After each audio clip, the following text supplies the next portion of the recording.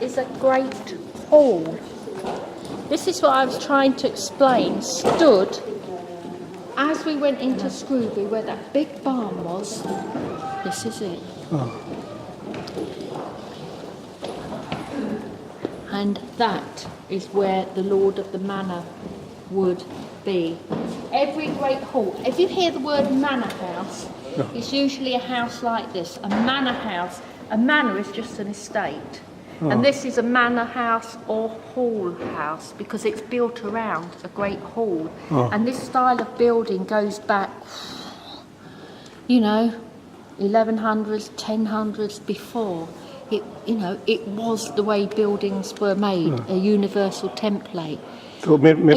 You'd have a great hall because many houses just had a hall and a small, short cross wing. We've got a short one here and we've got a large range. But your servants, if you had an estate and there were servants working on the fields for you, if they swore allegiance to you as their lord of the manor, you offered them protection, so they would come in here at night and sleep, and the door would be locked until morning. Everyone had safety by being able to sleep in the Lord of the Manor's house for protection. It was all part of being the Lord. And at Scrooby, the Lord of the Manor was the Archbishop. And when the Archbishop was away, then it was William Brewster's father who was in charge as bailiff. A bailiff. That was the position the Archbishop gave him. And post is the position that the Crown gave. So you can see how dangerous it was for William to have a band of dissidents at Scrooby. One, he was flying in the face of the Archbishop. Two, he was flying in the face of the Crown because he had two positions. And one was the Crown, a royal position. But this is typical how great halls are. This is set out for how it would be in the medieval period. But when Rose Hickman was here, and they came in 1596, do you know how the Hickman family came to be here from London? Because in 1593, Elizabeth's already fought off the Armada. Things are settling down. The Catholic problem is not so great. She turns her eyes to dissenters.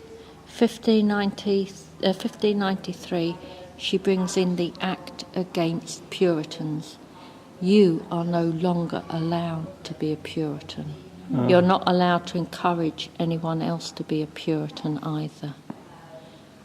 So the gauntlet was going down. And lots of Puritans left London.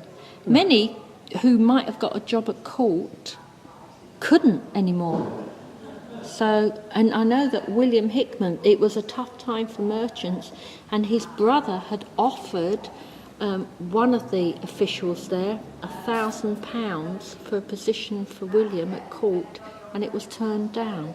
£1,000 was worth £1 million today. And I think that Rose, having lived through the persecution of Queen Mary, she must have been of the mind that perhaps persecution was going to come again in earnest, but this time against Puritans. And this house happened to come up for sale with its own port. So it meant they had their own ships. If trouble brewed and push came to shove, is a saying we have here. Do you have that saying? When push comes to shove?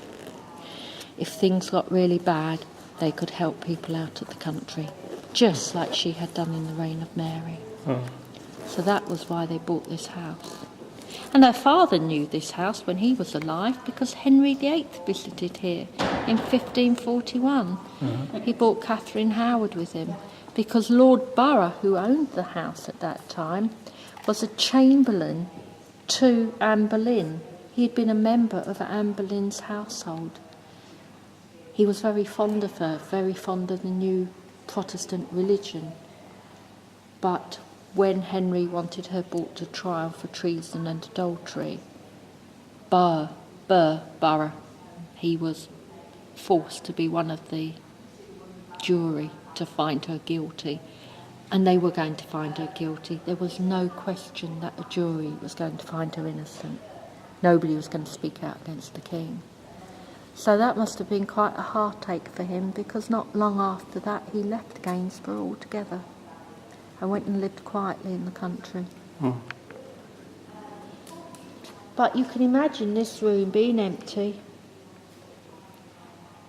and writing